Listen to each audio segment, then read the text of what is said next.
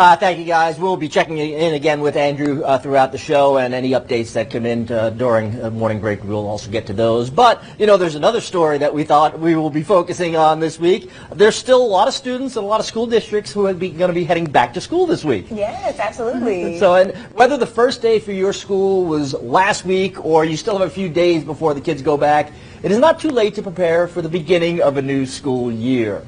While parents might focus on the day kids return, students are still adjusting throughout the first several weeks of the school year.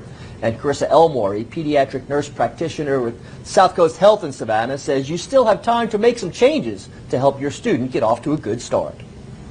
Back to school is a super exciting time, and it gets everybody back on a schedule from our fun summer routines.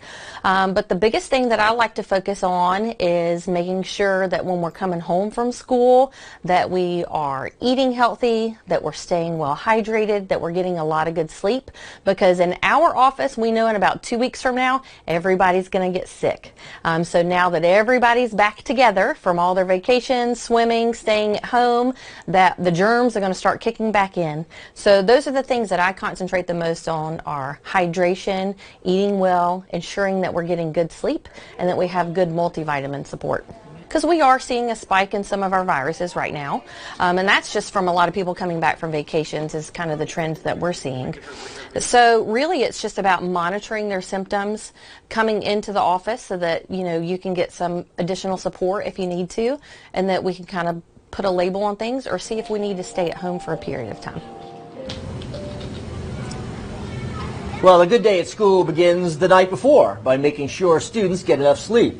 And after a couple months of loose bedtimes, parents can make it easier for kids to fall asleep at the right time by practicing something Elmore says is known as sleep hygiene, which has to do with more than just washing up before bedtime.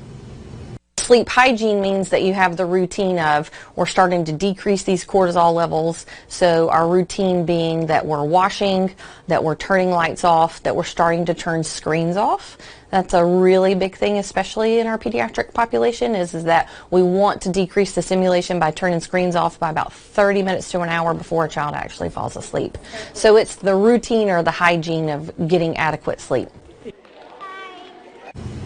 That's one of the biggest things is making sure the kids are getting enough sleep. I had not heard of that concept of sleep hygiene before, but it makes perfect sense. You kind of have to prepare yourself to sleep properly. Yeah, I mean, it's good to have a routine, something that kids are doing every night. It's been good for adults to have routines too. And I think even 30 minutes before no screen time is a great tip that even adults could really take away too, as long as that's one of those hardest things about going back to school is that new bedtime. Yes. The kids just don't want to go to bed early, and especially when it's still bright outside. So preparing the sleep space and as much as you can, that's a good way to go.